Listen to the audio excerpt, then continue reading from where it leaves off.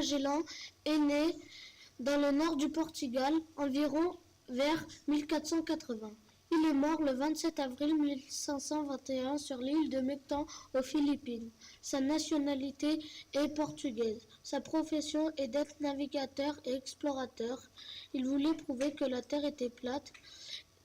En octobre 1517, Magellan part de Séville pour le grand voyage. Il est mort dans un combat contre des indigènes de Mactan aux Philippines. Le personnage qui finance l'expédition est Charles Quint, le souverain le plus puissant d'Europe au début du XVIe siècle.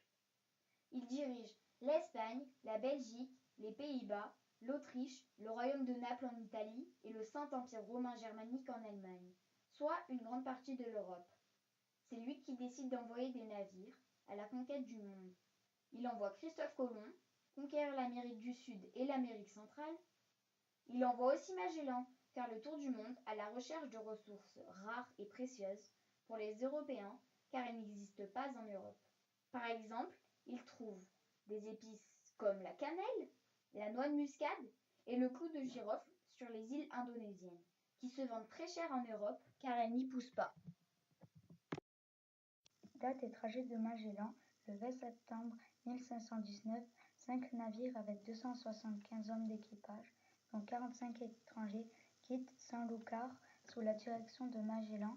Environ 3 mois plus tard, l'expédition arrive en Amérique et après 1 an et 3 mois, Magellan meurt dans une embuscade.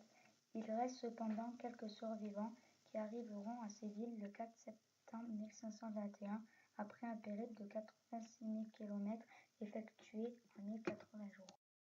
Fernand de Magellan est le premier à avoir réalisé un tour du monde.